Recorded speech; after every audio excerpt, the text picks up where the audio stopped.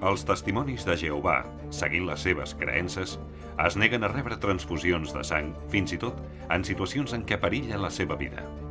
Aquest comportament pot desencadenar problemes ètics tant en el personal sanitari que els assisteix, com en els pacients que professen aquesta religió. Nosaltres, els testimonis de Jehovà, normalment no acceptem mai transfusions de sang. És una pràctica metge, diguem-ne, que d'alguna forma va en contra dels nostres principis basats en la Bíblia.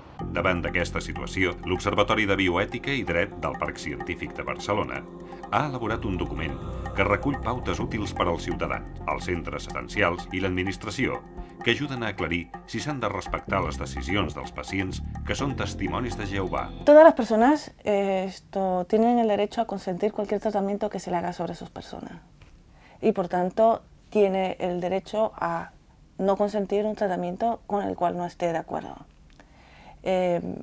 Por tanto, los testigos de Jehová tienen derecho, según la normativa vigente, para rechazar un tratamiento médico, aunque este rechazo implique poner en riesgo su vida. L'acceptació d'aquest principi per part del personal sanitari, però, no és uniforme.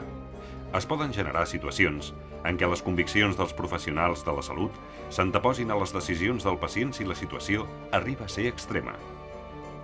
El document de l'Observatori de Bioètica i Dret recomana, en primer lloc, que les autoritats sanitàries garanteixin als testimonis de Jehovà l'exercici dels seus drets a través de mesures que assegurin el respecte de les seves decisions.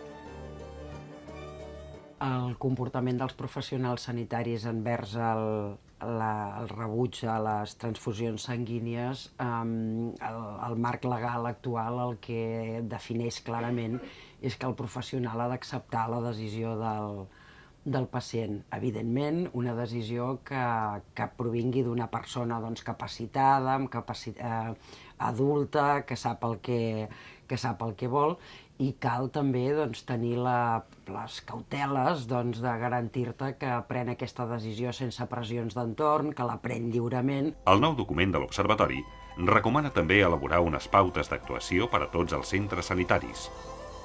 Les pautes hauran de comptar amb el consens dels representants dels testimonis de Jehovà per proporcionar instruments que respectin la voluntat dels pacients i, a la vegada, ofereixin un marc de seguretat al personal sanitari en la pràctica del seu treball.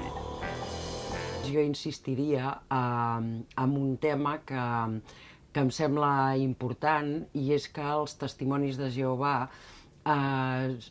reivindiquin d'una manera més formal, o millor dit, utilitzin les eines que en aquest moment els dona el marc legal per formalitzar aquestes decisions. Em refereixo al document de voluntats anticipades. Fa uns anys enrere no existia i aleshores quedava més o menys justificat el que ells anessin amb uns formularis de declaracions d'intencions de lo més divers. En aquest moment això no és necessari, és perfectament accessible, tothom sap com s'ha de complimentar o pot accedir a aquesta informació, té valor legal i, per tant, el seu ús tant ajuda a que el testimoni de Jehovà vegi protegides les seves decisions, com que el professional sanitari pugui estar tranquil en el sentit que queda constància que és una decisió lliure d'aquella persona. D'altra banda, i tal com exigeix la llei,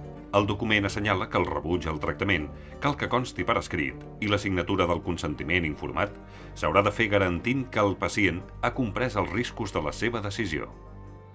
Per als casos amb menors, recolza que no s'accepti el consentiment dels seus tutors quan suposi un risc greu per la seva salut o la seva vida.